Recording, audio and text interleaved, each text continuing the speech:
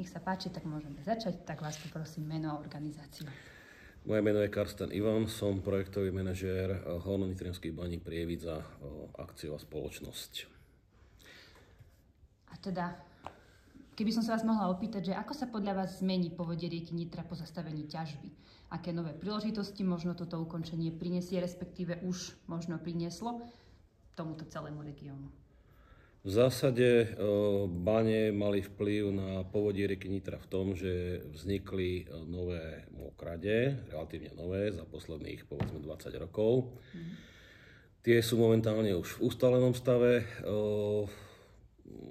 Priamy vplyv na vodu rieky Nitra majú bane len v tom, že prispievajú na strane Cígla a Handlovej zhruba 200 litrov sekundových v každom okamihu celý rok v noci vodne. A do konca minulého roku prispievala ešte ďalšími 100 litrami sekundových na bani Nováky. Toto však skončilo, pretože čerpanie banskej vody z bane Nováky sa skončilo. Čiže problém možno v budúcnosti pre Ťakovsko-Laskárskú mokraď nastane v tom, že bude dostávať menej vody. Navrhujeme preto, aby sa urobil technický zásah, ktorý je už vlastne pripravený. Len je potrebné vzduť na jednom mieste hladinu vody rieky Nitra, aby sa do Laskárskej mokrade dostávala časť vody z rieky, ktorá sa potom zase naspäť vracia po nejakom kilometrovom úseku. Aké príležitosti ukončenie ťažby donieslo regiónu? To je na jednej strane už sa stalo, čiže Horno-Nitranské bane Prievidza preorientovali časť svojej výroby. V dnešnej dobe už neťažíme uhlie, ale vyrábame do 1000 tón rýb, sumčeka afrického.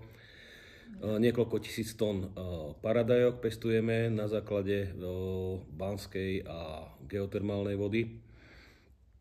A vybudovali sme, pretože niekto musel dodávať centrálne zásobovanie teplom pre mesto Nováky a pre mesto Prievidza, tak sme vybudovali nové teplné centrály, ktoré fungujú na obnoviteľných zdrojoch energie. To znamená solár, banská voda, teplné čerpadlá, štiepka a z časti aj plyn, z ktorého vyrábame elektrickú energiu pre tieto zdroje. Perfektné. Potom teda možno ešte na tú druhú otázku, ktorú čiastočne ste vlastne už aj zodpovedali, že aké sociálno-ekonomické zlepšenie možno podľa vás očakávate? Sociálno-ekonomické zlepšenia,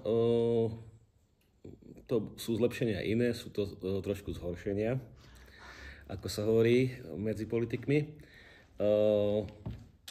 Baníci v zásade boli ošetrení sociálnymi opatreniami pri ukončení ťažby, čiže tí v podstate na nejakú dobu sú zachytení sieťou, ktorú vybudoval štát v spolupráci s Európskou úniou a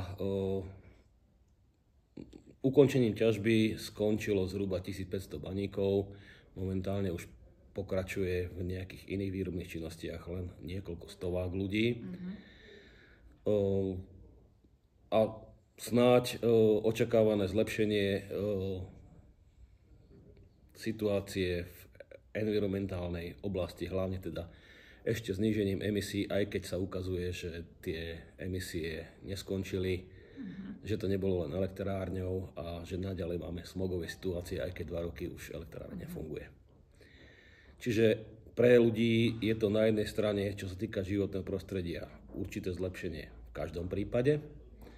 A v sociálnej oblasti nepodarilo sa zastaviť napríklad úbytok ľudí z regiónu. Jednoducho mesto Prievidza stále sa mu znižuje počet obyvateľov, to je podobné aj v ostatných regiónoch, ale nie je to baníctvom. Je to proste už dlhodobý trend. Čo je v podstate aj dobré, že sa to akoby potvrdilo, že na to vplyvajú skôr tie, respektíve to výsledkom dlhodobých trendov. Aha. Ďakujem veľmi pekne. Na málo.